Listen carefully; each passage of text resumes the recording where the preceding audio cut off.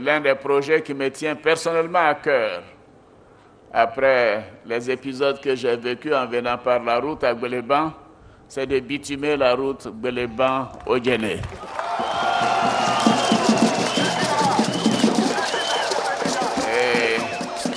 Et je peux vous dire que les travaux commenceront dès cette année. Chers parents, je voudrais vous réitérer tous mes remerciements. Je sais qu'avec vos prières, nous continuerons d'aller de l'avant et que la Côte d'Ivoire sera en paix. Que la Côte d'Ivoire continuera de profiter de la prospérité qui démarre. Que la sécurité étant revenue dans tous les départements, que la Côte d'Ivoire va maintenant renforcer la cohésion nationale, la réconciliation entre les enfants de ce beau pays. Oui, la politique ne doit pas diviser les Ivoiriens. Oui, la politique doit être une saine compétition qui permet aux populations de choisir. Un peu partout où nous sommes passés, j'ai entendu les populations dire que le pays avait bougé, que la situation s'améliore. Bien évidemment, il y a encore des choses à faire, parce que rien n'est parfait. Mais nous allons continuer sur cette lancée. Et de Gbeleban, je peux affirmer que nous n'allons exclure aucune région, aucun département de Côte d'Ivoire dans ce que nous avons entrepris. C'est la réintégration entière et effective pour les quelques 1500 agents de la Banque africaine de développement en fonction en Côte d'Ivoire. C'était pas évident, aller 11 ans après revenir, c'était pas évident, mais ça a été planifié.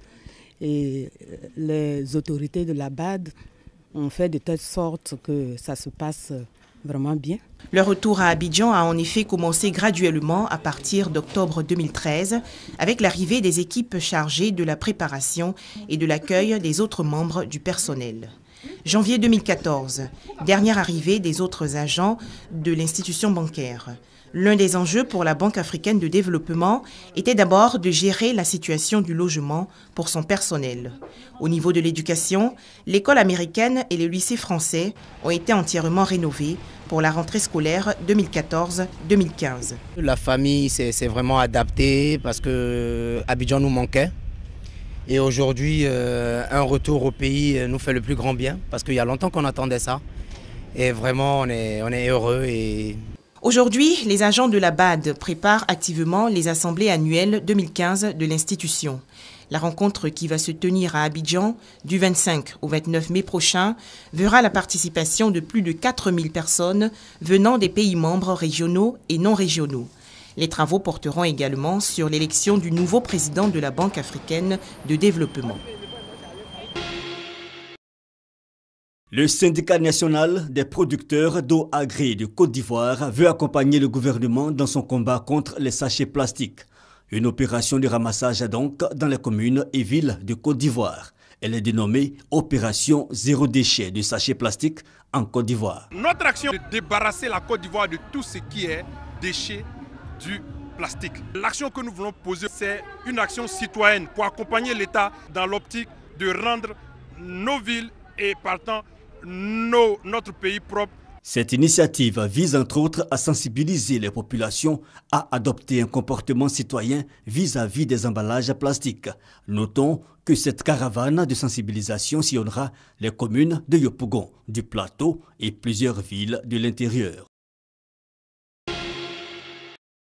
Bientôt, les populations vont consommer du pain composé local fait à partir du blé maïs et du blé manioc. Cette production de pain de qualité à base de farine composée est faite à partir de 15% de farine locale et de 85% de blé.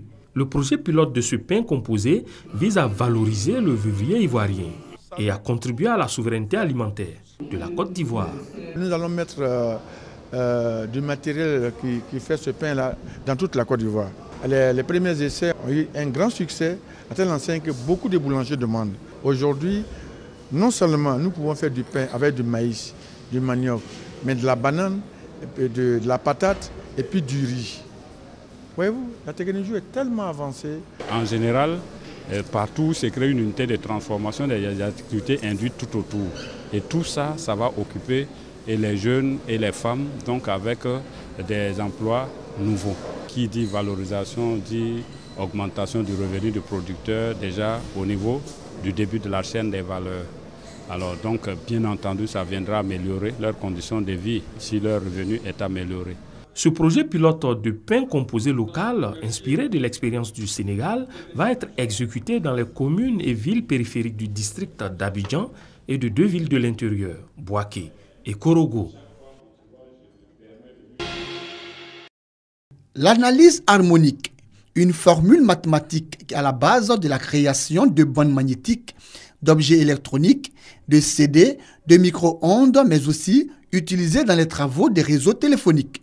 En vue de faire connaître cette formule et montrer son importance aux étudiants, une journée a été initiée par des enseignants-chercheurs en analyse harmonique des universités Félix Houphouët-Boigny de Cocody et Nangu Abrogwa d'Abobo Adjamé, journée qui est à sa 2e édition. Les étudiants en master et doctorat de l'UFR mathématiques et informatique présents se disent satisfaits de la tenue d'une telle journée. Cette journée d'analyse harmonique a vu la participation des enseignants-chercheurs, des chercheurs d'autres UFR et universités de Côte d'Ivoire, des représentants du ministre de l'Enseignement supérieur et de la Recherche scientifique, de la présidente de l'université Félix Houphouët-Boigny de Cocody et d'une des sommités en mathématiques. Par ailleurs, parrain de la cérémonie, le professeur Saliou Touré. Agression, coups et blessures, affrontements, des actes de violence orchestrés dans les établissements scolaires. La violence, un véritable mal pour l'éducation. L'ONG Moko Éducation et Développement sensibilise les élèves contre le fléau. Un concours inter-école est donc initié. Objectif, inculquer les valeurs du dialogue et la culture de la non-violence aux plus jeunes.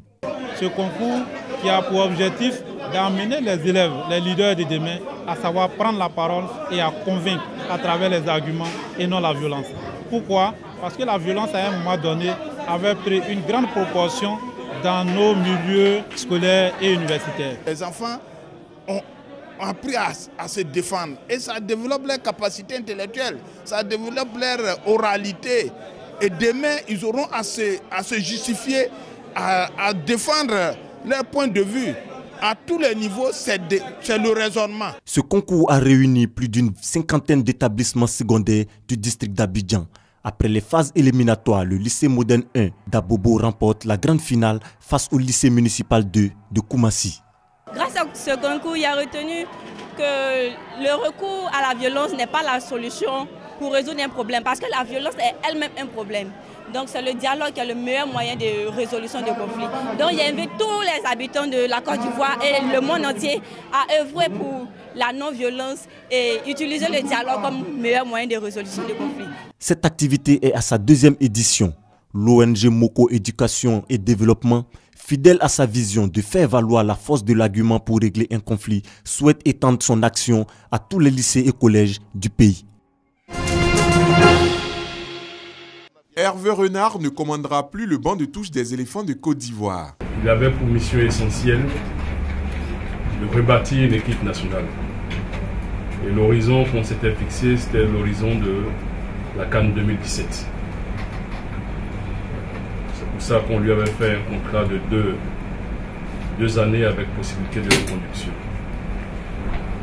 Donc la première chose que nous avons fait, c'est donc exprimer notre regret que cette collaboration doive s'arrêter de façon anticipée. Après avoir brillamment remporté la CAN 2015 avec les éléphants, Hervé Renard veut s'attaquer à de nouveaux challenges.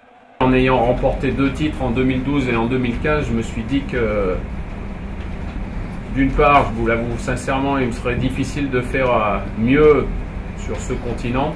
Et je me suis dit qu'il était temps de relever d'autres challenges, c'est-à-dire côtoyer le plus haut niveau de ce qui se fait en club en Europe. Hervé Renard est fortement pressenti pour remplacer René Girard au poste d'entraîneur de Lille en Ligue 1 française. Les dirigeants de la FIF ont accédé à sa demande de partir sans révéler les conditions de cet accord avec leur ancien employé.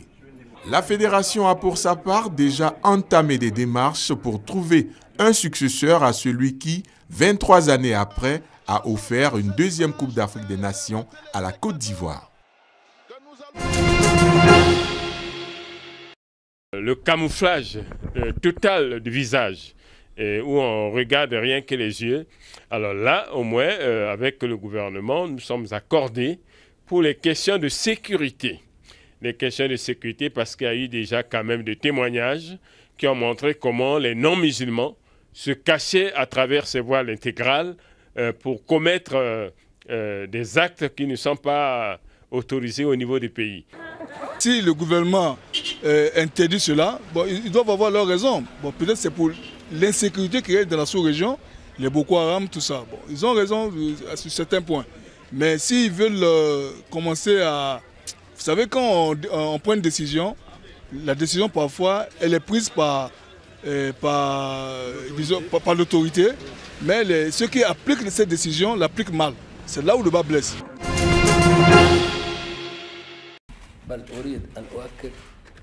Nous avons discuté lors de cette réunion de toutes les questions touchant à la coopération Tunisie-Amérique dans tous les domaines. Et j'ai senti l'engagement des États-Unis à poursuivre leur soutien pour assurer le succès de la démocratie en Tunisie.